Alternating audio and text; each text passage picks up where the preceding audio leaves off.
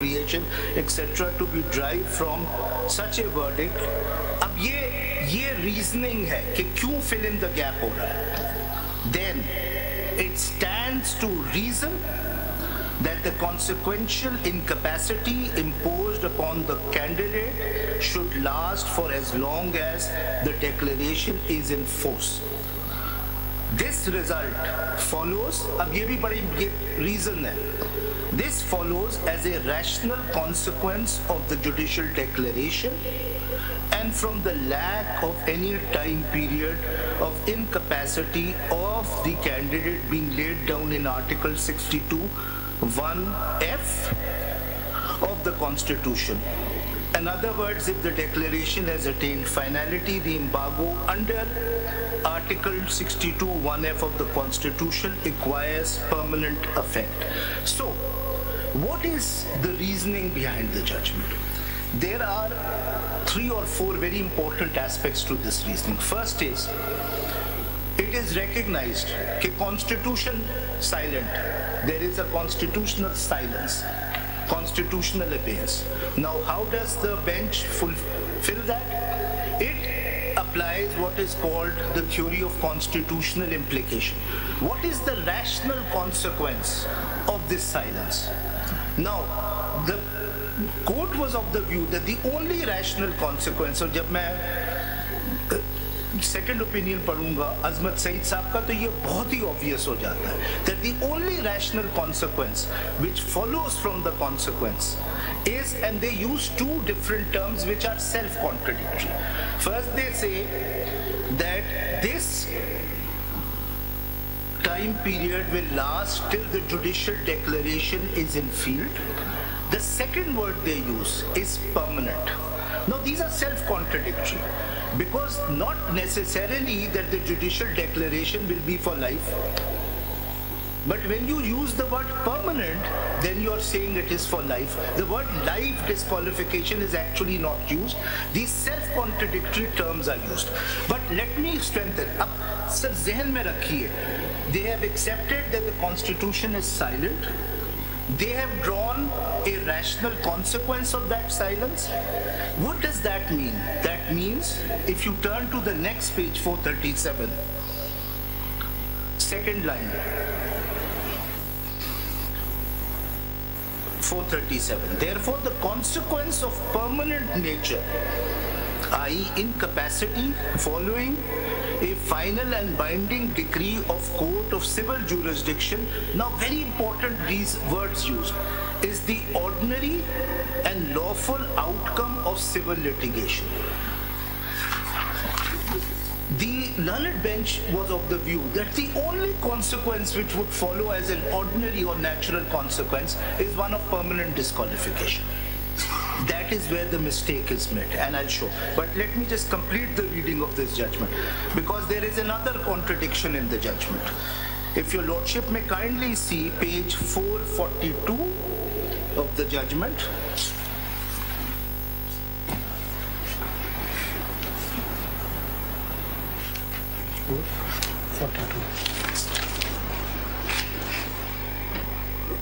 Sir अगर para 32 आपके पास है उसमें कोई 10-12 लाइनें छोड़ के वर्ड शुरू होते हैं considering. If your lordship may see, it's about, now your lordship has seen it is based that there is no intention, that is why we are drawing a consequence. Now what does the judgment say? Considering that the Constitution does not fix the period of incapacitation of such judgment, of such a judgment debtor, shows a clear intention, your lordship may mark this, that the lack of disqualification under Article 62, 1F should extend so long as the declaration of law envisaged in Article 1F remains in the field. If such declaration is final and binding, then the incapacity to contest election to any of the legislatures provided by the Constitution become permanent. Now, they've taken another leap. They accept that there is absence of intention. They say we will draw a consequence, then self-contradict themselves by saying there is a clear intention that the disqualification is permanent. Now, if your lordship may kindly see para 36, which is at page 444. In the result, we are inclined to hold. इससे पहले भी ये 4 लाइनें पढ़ी. Judicial mechanism. जी. इसी para 35 में. जी sir. The judicial mechanism in Article 62(1)(f) of the Constitution grants a fair opportunity and adequate remedy for relief to a candidate under challenge to vindicate themselves. Therefore, the permanent, now again the word permanent, incapacity of a candidate for election under Article 1(f) of the Constitution is not an arbitrary, excessive, or unreasonable curtailment of his fundamental right under Article 17(2) of the Constitution. In the result, we are inclined to hold that the incapacity created for failing to meet the qualifications under Article 62(1)(f) of the Constitution imposes a permanent bar, which remains in effect so long as the declaratory judgment supporting the conclusion of one of the delinquent kinds of conduct under Article 62(1)(f) of the Constitution remains in effect. So there are two terms used. It continues till the declaration continues. If Samiullah Baloch had limited itself to that, maybe then there was a reconciliation. But the use of the word permanent creates. वो तो clear कर देते हैं ना कि permanent वो use कर देते हैं, लेकिन आगे कहते हैं it will remain till such time that the effect is. Sir लेकिन परमानेंट बार बार, that is why the latter case law declaration कोई है परमानेंट तो वो जब हो जाएगा ना. सपोज के सिविल सूट आपका था, फिर अपील हुई, फिर वो फाइनलिटी अटेंड हो गई, तो if the judgment is attains finality then तो फिर वो परमानेंट हो गया ना. लेकिन सर यहाँ पे permanence then gives rise to the misconception in later case law where the word used is life. Whereas Samiullah, because of this contradiction, created this problem. But let me come to Azmat Saeed Saab's note, which is much more definitive on this. If your lordship may kindly see page 446, para 3, side marked P. Now he completely eliminates constitutional absence. P. It is clear and obvious that lack of qualification in terms of Article 62(1)(f) of the Constitution is the effect of a declaration by a court of law to the contrary, which is the cause. The obvious legal and logical conclusion would be, as long as the cause, the declaration of a court of law holds the field, its effect, the lack of qualification, shall also prevail. Now this is very important. This appears to be the only possible interpretation of Article 62(1)(f) of the Constitution. How can you say that when you say that it is a constitutional silence? That the only possible interpretation of a constitutional silence is what the learned judge is of the view. And he is very sharp, he is very, I would say, disparaging of people who might take another view. If your lordship may see the last line, when referring to another article, he says, no sane person could seriously urge to the contrary. Sir, I hope you're not pleading insanity. Sir, if this judgment stands, then I would be considered as one of those insane persons. Sir, page 447, para 8. Paragraph 8. Ji, sir. So did they consider other avenues and then by virtue of deletion come to this or this? Sir, he doesn't. He is not even considering absence. He says absence का मतलब है कि there must be one obvious interpretation. That is not what constitutional absence means. Any judge who disagrees with this judgment would be insane and therefore not able to contest elections under Article 63. Sir, एक और बात कहते हैं अगर आप Or any council or amicus putting forward canvassing the proposition would also fall in the same category. Sir, I would gladly Cautioning you, Mr. Siddiqui, you tread carefully. I gladly plead that insanity. एक और warning देते हैं sir, para 10 में जरा देखिएगा. अभी आप 448. अच्छा 10 पे चले. 448 सर. ये आप हमें डरा रहे हैं क्या? सर मैं क्या करूं, जज साहब ने जजमेंट डराने वाली लिखी है. None of the councils who appeared before us confronted the elephant in the room, i.e. the obvious interpretation. He has no doubts. There is no silence. Of Article 62 1F of the Constitution is that the lack of qualification to a member is the effect of declaration by a court of law, which is the cause and period of qualification would be coextensive with the period to the cause, i.e. declaration. Now, here comes the warning. None of the learned counsels refuted the aforesaid obvious interpretation, but only sidetracked the issue. So, my lord, anyone who doesn't agree is sidetracking the issue. Now, the problem, this is the problem which Samiullah Baloch creates, is, and that is why I say sustaining this judgment is very problematic in terms of how the Constitution is to be interpreted. Now, when the legislature leaves something to the imagination, there is a constitutional. Sir, you are talking about people who have made over 100 amendments in the Constitution, in the 18th Amendment. There is a reason why these constitutional silences are left. And the reason why constitutional silences are left is because, number one, either it is a very touchy issue. That is why the legislature at a particular time doesn't want to take a certain position. And it wants to leave it indeterminate, because putting in a definitive answer in the Constitution would give it a permanent character. That is why constitutional absences, and I now refer.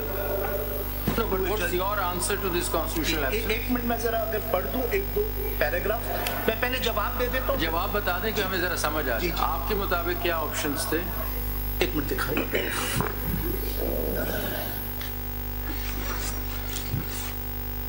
Sir, to me, when there is a constitutional absence, then that has to be fulfilled by always keeping in mind that there is no intention of the legislature, whether it's a lifelong ban or a 5-year ban or a 3-year ban. That's the first premise you make. The second premise you make is because you are engaging in judicial interpretation where there is no definitive answer. No, why don't you use a third interpretation? When there is a constitutional absence or abeyance, the constitution makers intentionally open the field for legislation. Yes, yes. Not for constitutional interpretation. Yes, and any judicial interpretation which is made, which can be changed from time to time. Yes, sir, exactly. And any judicial But interpretation. he started off by saying that 232 can't be sustained. मैंने कहा था Samiullah Baloch cannot be sustained. Okay. 232 will be sustained. ठीक. And just building on what the Honorable Chief Justice has said, that is why the constitutional implication which should be drawn from that absence should be such that it should be changeable in the future through statutory interpretation. Open through legislation. Yes. So, I mean, without taking the cue from the Chief Justice, I mean, could you just tell us what you were saying earlier before this comment was made? I was going to explain. How would you think this constitutional absence should have been filled? You took the cue and you went on, but before that. Sir, the solution to He doesn't want you to agree with me. To me, Another obvious implication of this absence, it is so obvious, is that if there is a court, if there is, let us forget about that there is what kind of court should be, can a declaration, if there is a declaration, it should apply to the next election. I mean, how can you say, if there is no intention specified in an absence, that this is not one of the logical consequences? You don't even have to go into the time frame, whether you should borrow 5 years from 63 or 3 years from 63. Let's just to little more focus. I'm more a practical person. Undoubtedly, you and Mr. Bandari are more sort of philosophical. Yeah. Does the Constitution prescribe the punishment for murder? No. No. The only provision is Article 9. Yes, yes, of course. No person shall be deprived of life or liberty save in accordance with law. I did. तो वो उन्होंने specify कर दिया with law, तो Pakistan Penal Code आ गया. But are there other provisions where they leave it open? For instance, and it has been supplemented by subordinate legislation. So it's such a well-established doctrine. मेरी जो problem है, नहीं अगर ये लफ्ज accordance with law नहीं होता ठीक है, तो that means there could not have been legislation. Article 20. Only the courts could have said it would be death or life imprisonment in Article 9. Ji. I don't know. I'm just imagining things. Because I wouldn't go that far, sir, but it clearly indicates that there is... No, because they can certain permanences, the Constitution are the guiding lights. It fixes. Some may be a bright light, some may be a little diya, which you have room around it for the Parliament to step in and legislate. There are hard, if your lordship searches the Constitution for the word permanent, perpetual, perpetuity, life, your lordship will not find it. Her change eventuality में फिर constitutional amendment required होती है. Sir, Faisal, I have a question. Ji, sir. First of all, you'll have to take us through this concept of constitutional absences through a text of any book which says I am taking you to a judgment. नहीं, उसके अलावा where is it as a text? Sir, उसी में वो text mentioned. Judgment में खुद ही लिख दिया होगा. नहीं. Where is they borrowed it from what text? So where is this principle? As a Harvard graduate or a professor saying something. Or maybe of any other. मैं ऐसे वैसे एक चीज पूछ रहा हूँ, वो तो आप बता दें हमें. So suppose if there is such a doctrine, the constitutional absence has to be filled through judicial engineering, as you say.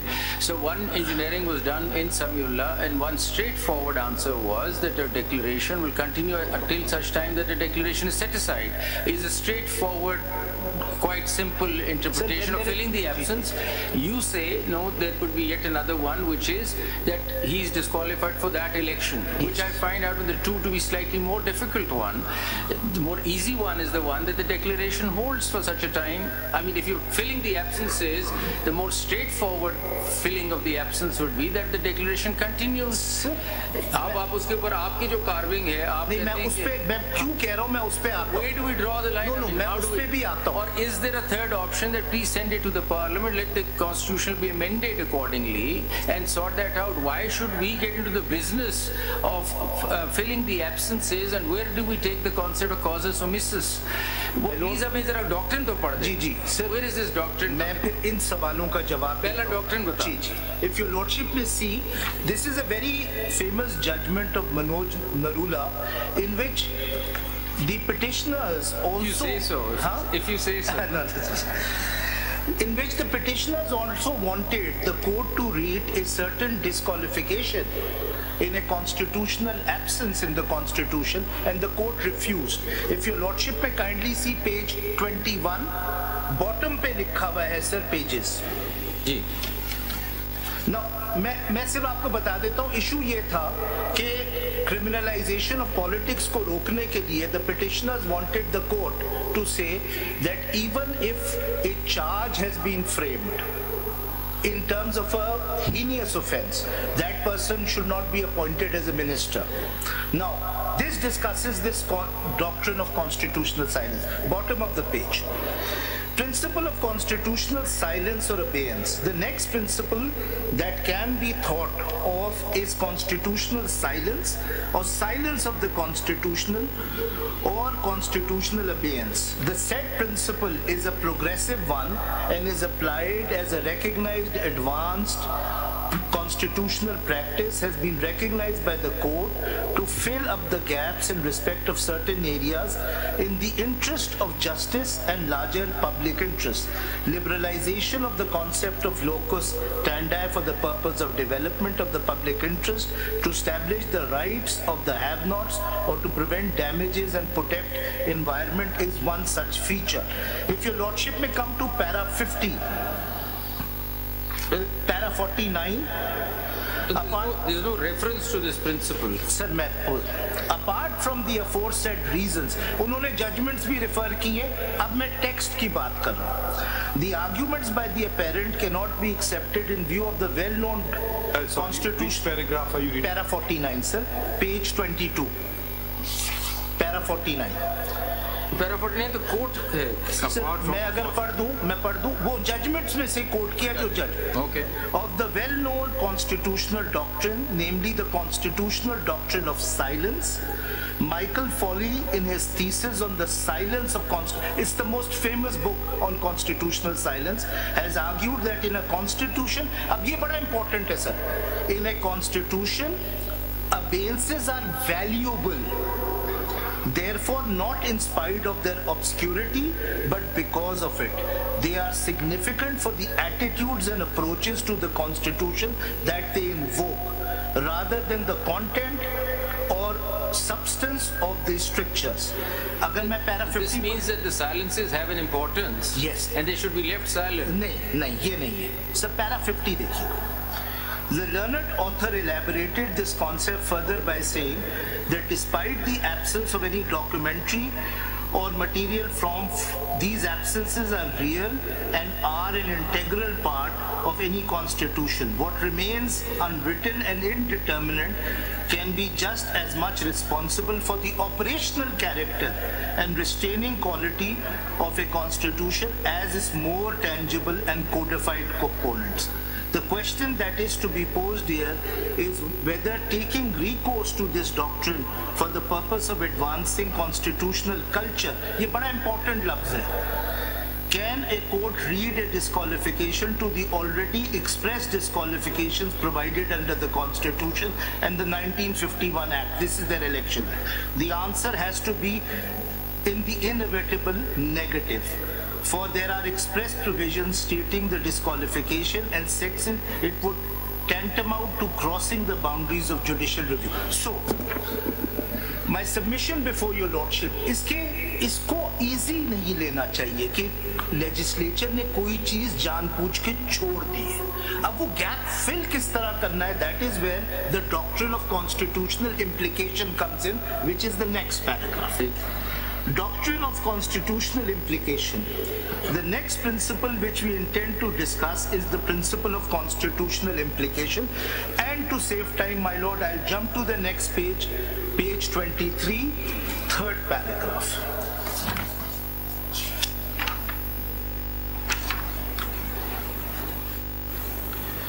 There is no speck of doubt that the court has applied the doctrine of implication to expand the constitutional context, but the context in which the horizon has to be extracted has to be borne out in mind. What is suggested by Mr. Dwivedi is that by taking recourse to the said principles, the words employed in Article 71(1) are to be interpreted to add a stage in the disqualification, i.e. framing of charges in serious and heinous offences or offences relating to corruption. At this juncture, it is seemingly to state that the principle of implication is fundamentally founded on rational inference of an idea from the words used in the text. The concept of legitimate deduction is always recognized. In Melbourne Corporation versus Commonwealth, Dixon J. opinioned that constitutional implication should be based on considerations which are compelling, Mason CJ in political advertisement case has ruled that there can be structural implications which are logically or practically necessary for the preservation of the integrity of the structure.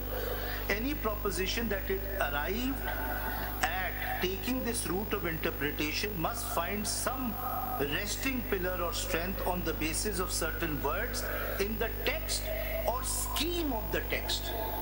Now, to have constitutional implication by reading 62 and 63 all together, would I think... Let's assume there is no Samiullah case. There is no section 230. Then what is the literal interpretation of 62 and how you will disqualify the person? Sir, मैं 3 पढ़ लूं? जी. In the words in the text. Could you read Mason CJ से आगे? Sir, ये 3 लाइनें बहुत important है. In the absence of that, it may not be permissible for a court to deduce any proposition as that would defeat the legitimacy of the reason. A proposition can be established by reading number of articles cohesively, for that will be in the domain of substantive legitimacy. Yes. Now this is the problem with the court. It recognizes there is a constitutional absence, it engages in the doctrine of constitutional implication, and then comes to the conclusion that there is only one implication possible without justifying it in terms of a overall reading of various interconnected articles, especially 63, especially 17. I think the reading of both is wrong. Now, अब sir अगर आप 62 1F पे मैं अगर आपको ले चलूं, after I have established the doctrinal basis of my argument, if your lordship may kindly see. नहीं, ये 62 जो गैप था ना, इसको किस तरह फिल करना है? मतलब आपने कहा ना कि सर मेरा ये कहना है 62 1F के अंदर अगर समीउल्लाह भी ना हो और अभी ये 232 भी ना हो, तो अगर आम हालात में इसको पढ़ा जाता तो आप कैसे डिस्क्वालीफाई करते उसको? इलेक्शन टू इलेक्शन करते, 1 साल के लिए करते, जरा सा 62 1F पे आ जाए, मैं उसी वक्त एक्सप्लेन करता हूँ अगर मैं आ जाऊँ. Are you saying that when there is a constitutional absence, it can only be filled by the legislature? No, I'm saying if the court in the meanwhile fills it, it must be very conscious of the fact that since it's an absence left by the legislature, any interpretation which gives that absence a permanent character would be a violation of the constitutional absence which is left by the legislature. Okay, now if there's a constitutional absence and the court fills it in, both the court and the legislature can do so. Yes. Correct? Yes. Which will prevail? Legislature can't.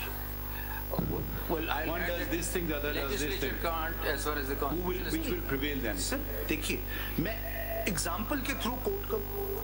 कैसे भी आप करें. If the court both does it. हाँ.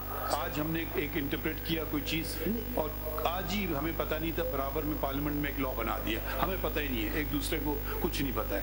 हमने भी वही काम कर दिया, उन्होंने भी वही काम कर दिया. मैं आपको who will prevail? Concrete example देता हूँ जिसमें there will be no contradiction of prevailing. For example, अगर 1F को पढ़ा जाता, 62 1F को पढ़ा जाता, not as implying any kind of permanent disqualification, simply a disqualification which is about that election. It is a disqualification. He is unseated. Then that doesn't stop Parliament from doing anything regarding 1F. So it depends क्या आप implication, but you have to take the silence very seriously.